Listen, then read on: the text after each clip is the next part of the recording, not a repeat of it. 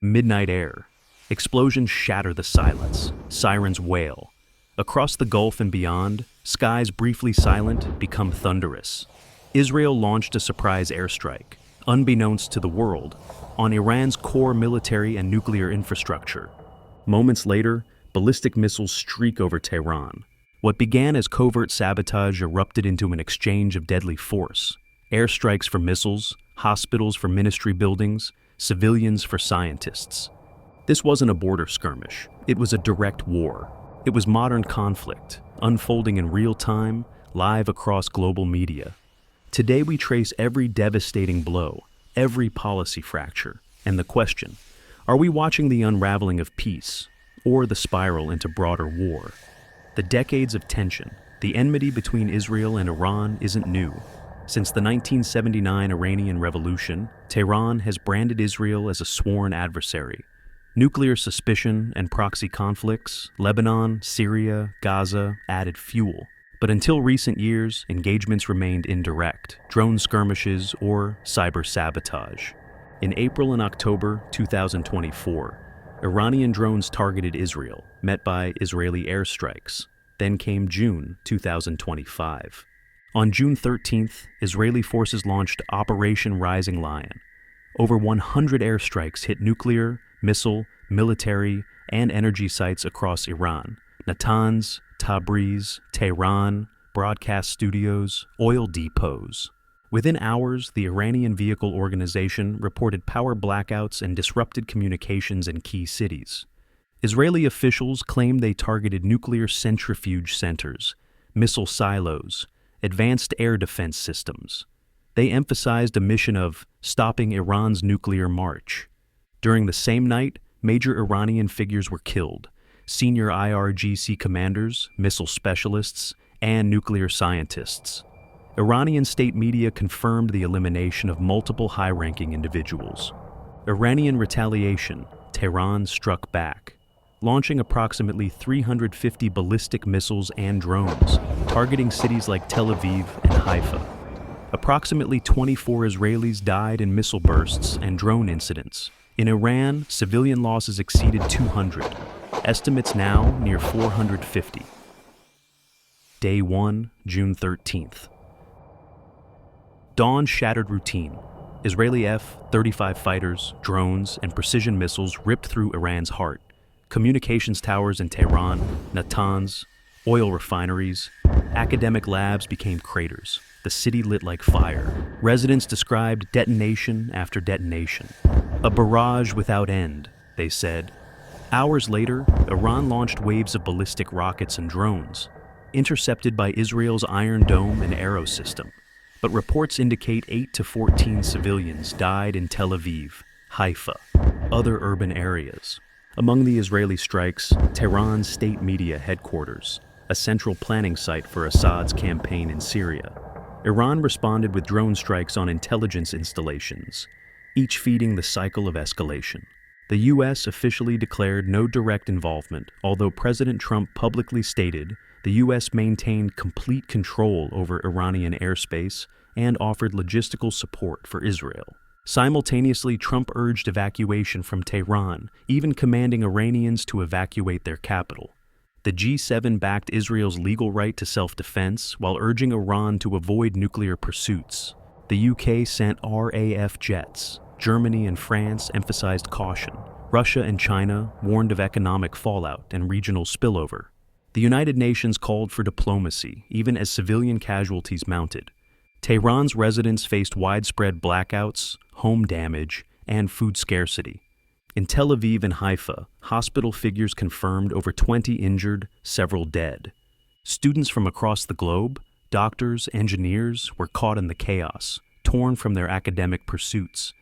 The crux: Israel's bombers struck Iran's centrifuge sites near Natanz, seen as a major nuclear escalation. Iran responded, fearing nuclear annihilation. Their missile volleys were a message: you launched at us, and we can strike back. Now, what has been the market reaction to this? Oil futures spiked 2 to 3%. Stocks plunged. Market sentiment staggered under rising geopolitical risk. Iran, for the first time, signaled possible willingness to negotiate, but only if the U.S. refrained from intervention. Israel insisted on destroying Iran's nuclear threat before returning to negotiations. Gulf nations quietly urged restraint, fearing fuel supply cuts and regional upheaval. Cumulative toll, approximately 450 Iranians, and counting dead, including many civilians, women, and children. Israeli grief, 24 civilians killed with hundreds more injured. Nuclear tension, Iran announced suspension of the Nuclear Non-Proliferation Treaty, raising alarms. Proxy dynamics, Hezbollah. Houthis hinted at possible involvement. Global fear, airlines diverted flights, markets unsettled, intelligence networks activated. Israel framed its strike as defense, yet critics argue this preemptive strike breaks diplomatic norms. It targets a revolutionary government already under sanctions. Some fear it mirrors historical brazen attacks, like Israel's 1981 Osirak strike in Iraq. Civilians, medical students, families became pawns. Social media reveals college communities afraid of missile drills and air raid panic. Reports show low-income neighborhoods hit by missiles or blackouts most acutely. Trump's loud calls for Iranian surrender stirred domestic fears. Are threats abroad giving rise to domestic political violence? Are extremist voices massaged by battle psychosis? Western coverage focuses on nuclear risk. Iranian civilian stories, voices of everyday people largely quieted. Public outrage in Tehran overshadowed. Photo essays show families searching rubble. They ask, who is there to defend us? Trump's claim of control over Iranian skies hints at covert U.S. presence. Reports mention refueling tankers deployed close. Could U.S. assets factually assist? Public says no, but analysts suspect yes. Iran's missile count drops. Why? Shortages or strategy? Are they saving weapons for a later battle? Or perhaps battling internal logistics after heavy airstrikes? Iran suspends the NPT. Behind closed doors, diplomats whisper, this war may be uniting Iran's nuclear program, forcing it underground. Threat or deterrent? Tires within hours after disruption. What if Hezbollah joins? Or Yemeni Houthis switch from marine vessels to missile raids? Some experts warn one spark could blow across borders. This isn't just military escalation, it's a clash of systems. Arab Muslim civilians see different news. They're victims. They're punished for decisions beyond their making. Every missile kill is a blow to human dignity. Israel sees future peace tied to Iran's nuclear halt. But global reaction, fear, markets crash, diplomacy stalls. Young students trapped in Tehran. Oil markets quiver. Saudi, UAE, watching the Strait of Hormuz. In silence, bombs fell on Natanz. In Iran, mothers wept over broken walls. In Israel, an air defense battery stands ready. And in Washington, a leader holds the megaphone. We are living through a test. How far will nations go before peace is torn to shreds? They thought the missiles ended it. They were wrong. Just as Iran's third wave slammed Israeli cities, a startling twist emerged. Israel didn't just cripple Iran's nuclear facilities, it also downed one of its own F-35 fighter jets. Meanwhile, President Trump, appearing more hawkish than ever, announced, "We control the skies over Iran, but there's more going on behind the scenes." What he hinted at cracked the case wide open. Amid the chaos, satellite imagery revealed damage at Iran's secret Fordo enrichment site, a bunker complex built deep underground, thought untouched.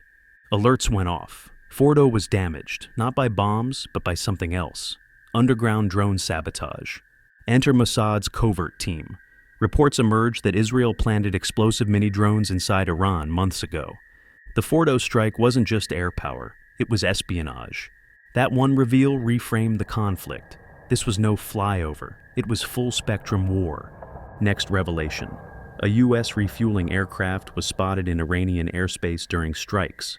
Trump's confident complete control claim wasn't bravado.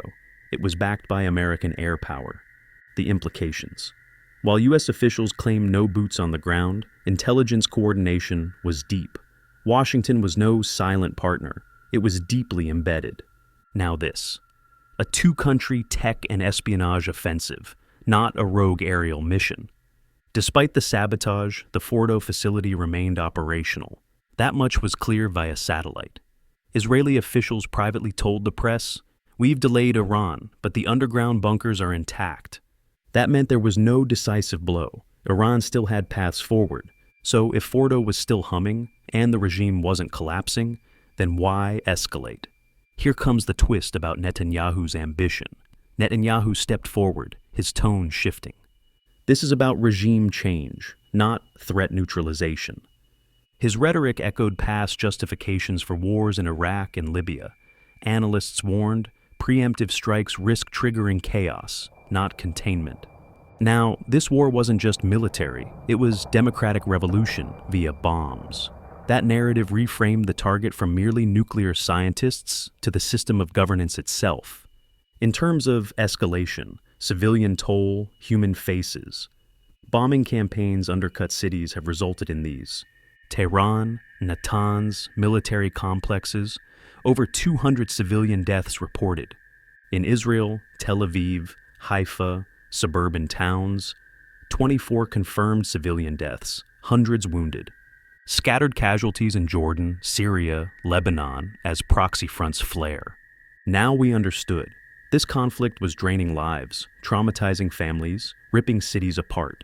The global reaction has come in as well. For the G7 backed Israel's right to defense, but warned regime change talk was reckless. Germany deployed jets. UK sent aerial support. The UN Secretary General urged diplomacy more than empty strikes. For regional leaders, Jordan's King Abdullah warned of regional spillover. Turkey, China, Russia called for calm. Trump split. Some Republicans aligned with decisive action. Others urged caution. What has Iran's move been? They struck back hard. Multiple missile barrages, simultaneously from Iran, Houthi drones, Hezbollah proxies. Attacks spread across Israel, even impacting U.S. facilities via missile fragments. And then Israel's strategy? With Fordo untouched, Israel ramped up. Precision bombing by F-35s. Mossad underground sabotage via drones. Financial cyber war, targeting Iranian banks and communications. Finally, the U.S. role in all of these cockpit/radar overlap via stated complete control. No boots, but high command integration. Intelligence alignments, U.S. intel still questioned nuclear claims. What emerges now? A war with civilian destruction on both sides. An undeclared partnership that melds espionage with air power. A strategic objective that's not nuclear prevention, but a regime overthrow. A fractured global response with legitimate fears of widening conflict. Intelligence disagreement, U.S. says Iran not quite building a bomb. Israel says do or die. Fordo still survives, meaning the danger remains. Global markets tremble, oil surges, diplomats scramble, emboldened extremists see opportunity. The war and the stakes have just shifted. We saw underground drones, secret intelligence, hidden manpower, and political ambition warp a nuclear threat into regime reversal. Now, the world stands at a crossroads. Is this limited preemptive defense, or a full-scale regime war disguised in nuclear rhetoric? No one knows yet. But remember this. If this is preemptive defense, it failed its primary goal, Fordo remains. If this is regime change, it's a gamble that could undo nations. We've reached the heart of the game. It's up to diplomacy or disaster to determine what comes next. These are some thought-provoking questions. Is preemptive strike justified when intelligence is disputed? Are secret drone campaigns acceptable in sovereign territory? Does regime change rhetoric cross the Rubicon? How convinced are you this was about nukes or power? Let's talk.